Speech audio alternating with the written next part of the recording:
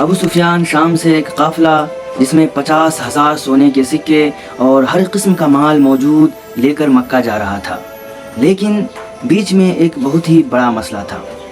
ابو سفیان کو مکہ پہنچنے کے لیے مدینے کے پاس پہنچنا لازمی تھا، اور مدینے میں مسلمان اسی قافلے کو ڈھونڈنے کے لیے تیار بیٹھے تھے۔ تو ابو سفیان نے سوچا کیوں نہ ایک منٹ، مسلمان قافلہ ڈھونڈ رہے تھے؟ مسلمان کیسے قافلہ ڈھونڈ سکتے ہیں، وہ بھی رمضان کے مہینے میں؟ اصل میں بدر کی جنگ سے 1 سال پہلے مسلمان مکہ سے ہجرت کر کے مدینہ گئے تھے۔ وہ اپنے ساتھ کچھ بھی لے کر نہیں گئے تھے سوائے ان کے کہ جو انہوں نے پہنے تھے۔ مکہ والوں نے ان کو غصہ دلانے کے لیے ان کی ساری چیزیں، زمینیں، گھر، سب کچھ بیچ ڈالا، اور یہ وہ قافلہ تھا جس میں بہت سارا سامان وہ تھا جو انہوں نے مکہ کے مسلمانوں سے لوٹا تھا۔ تو مسلمان لوٹ نہیں رہے تھے، وہ اپنے سے لوٹے ہوئے سامان کا بدلہ لے رہے تھے۔ تو ابو سفیان اس قافلے کا لیڈر یہ سوچ میں تھا کہ اگر اس راستے سے گئے تو مسلمان تو ہمیں چھوڑے گا نہیں، تو اس نے اپنا راستہ بدلا اور مکہ میں ایک خط بھیجوایا۔ مکہ والے فل اسپیڈ اس قافلے کی مدد کے لیے پہنچے۔ تو وہ بندہ جیسے ہی مکہ پہنچا، اس نے اپنے اونٹ کے کان اور ناک کاٹ دیے اور اپنا جسم سے کپڑا پھاڑ کر مدد کے لیے آواز دینے لگے۔ وہ اس زمانے میں ایمرجنسی دکھانے کا ایک طریقہ تھا۔ مسلمان فوج آلریڈی قافلے کو روکنے کے لیے نکل چکے تھے۔ ابو جہل نے اس قاصد سے پوچھا، تو قاصد نے کہا آلموسٹ 313 لوگ ہوں گے۔ پھر اس نے کہا گھوڑے، تو کہا آلموسٹ 2 گھوڑے ہوں گے۔ پھر ابو جہل نے پوچھا کہ ان کے پاس اونٹ کتنے ہوں گے، تو قاصد نے کہا کہ 17 اونٹ ہوں گے۔ 170۔ اور ادھر ابو سفیان کا قافلہ اس مین روڈ کو چھوڑ کر کسی اور راستے سے نکل گیا، مسلمانوں کے فوج سے بچ نکلا، اور اب لڑائی کرنے کی کوئی ضرورت ہی نہیں تھی کیونکہ قافلہ تو بچ گیا۔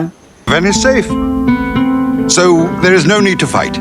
لیکن ابو جہل نے کہا اب اگر قافلہ بچ بھی گیا تو ہم ان مسلمانوں کو نہیں چھوڑیں گے۔ We finish them tomorrow. We fight.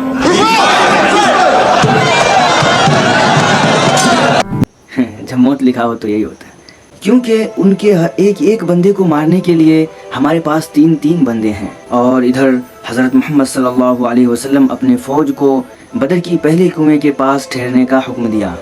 دوسرے دن جب ابو جہل کی فوج مسلمان کے سامنے آئی تو وہ مسلمان سے 3 گنا زیادہ بڑی تھی۔ عتبہ، ایک بہت ہی بڑا بزنس مین، اپنے بھائی اور بیٹے کے ساتھ سامنے آیا اور چیلنج کیا، کوئی ہے جو ہم سے لڑائی کر سکے؟ مدینے کے 3 انصاری صحابی ان کے سامنے آئے تو انہوں نے کہا یہ کون ہے؟ ہمیں اپنے بھائیوں کے سر کاٹنے ہیں جنہوں نے اپنے آباء و اجداد کے دین سے بغاوت کی ہے۔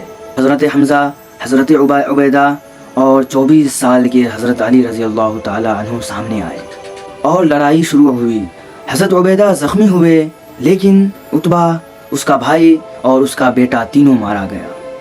عتبہ کا بیٹا حذیفہ مسلمانوں ہی کے فوج میں تھا، اور اس کے آنکھوں کے سامنے اس کا بھائی، اس کا چچا اور اس کے باپ کو مار دیا گیا، لیکن وہ مسلمانوں کے ہی فوج میں رہا، چونکہ مسلمانوں کو معلوم تھا کہ ہمارے دشمن ہم سے 3 گنا زیادہ بڑی ہے۔ تو انہوں نے فیصلہ کیا ہم تو اپنی جگہ سے نہیں ہلیں گے، تم لوگ آ کر حملہ کرو۔ ابو جہل نے فل فارم میں حملے کا حکم دیا۔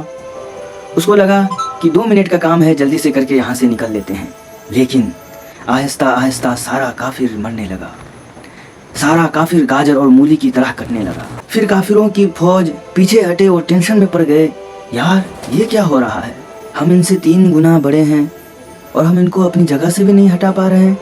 ابو جہل نے دوبارہ حملے کا حکم دیا، لیکن پھر وہی ہوا اور کافر فوج پیچھے ہٹنے لگے، لیکن اس بار مسلمان آگے جا کر حملہ کرنے لگا اور سارا کافر مکہ کی طرف لوٹ پڑے۔